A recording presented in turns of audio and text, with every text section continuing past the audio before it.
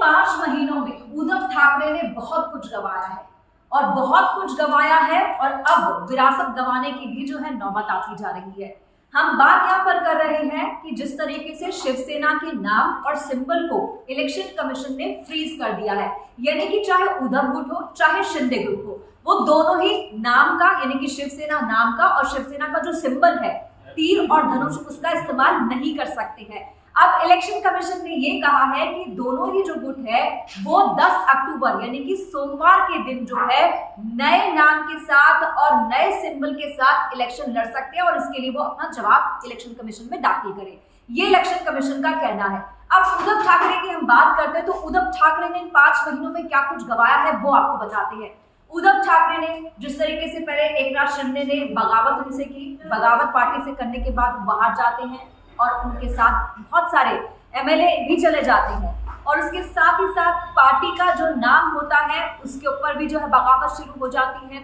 अब पार्टी के सिंबल पर भी बात आ गई है, पार्टी की विरासत पर बात आ गई है।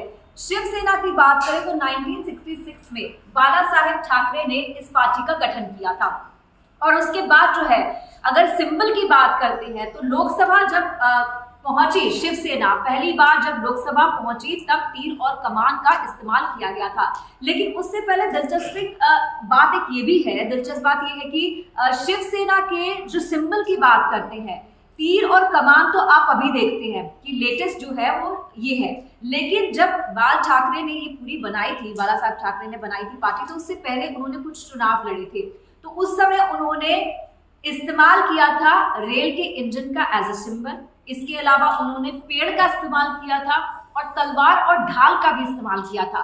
तो ये सिंबल जो है शिवसेना के साथ जो है एक अरसे तक रहा है, सबसे लंबे अरसे तक, लेकिन उससे पहले ये भी इस तरह के सिंबल जो है शिवसेना के साथ रहे हैं। अब बात करते हैं उद्धव ठाकरे की।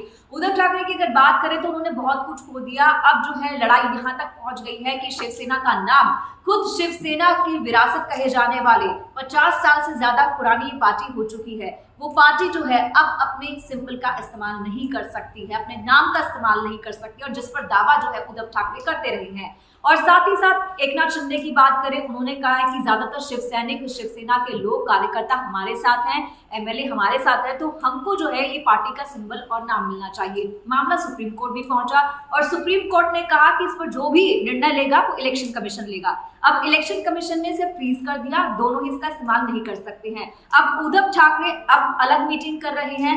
आज जो है उद्धव ठाकरे गुट की मीटिंग चल रही है इस वक्त मुंबई में, जहां पर वो नया क्या चुनाव चिन्ह हो या नाम क्या हो या साथ ही साथ क्या जो है पार्टी एक बार फिर से कोर्ट जाने की तैयारी कर सकती है, कोर्ट को कह सकती है कि इस पर रिव्यू किया जाए।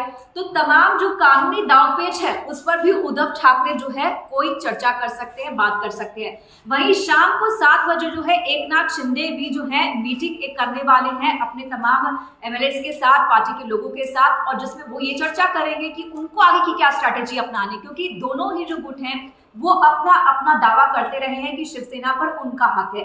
लेकिन अब ये हक की लड़ाई जो है इलेक्शन कमीशन ने फ्रीज कर दी है कि कोई भी जो है शिवसेना का नाम और सिंबल इस्तेमाल नहीं कर सकता। तो दोनों आज मीटिंग कर रहे हैं, शिंदे ग्रुप भी मीटिंग कर रहा है आज शाम को और उद्धव गुट जो है उसकी मीटिंग भी चल रही है। अब देखना ये होगा कि इस मीटिंग में वो क्या डिसीजन लेते हैं, इलेक्शन कमीशन को 10 अक्टूबर को वो क्या जवाब देते हैं, इस पर हमारी नजर बनी रहेगी। आप जुड़े रहिए इंडिया न्यूज के इस डिजिटल प्लेटफॉर्म के साथ और अपडेट के साथ। आपको अगले वीडियो में हम फिर से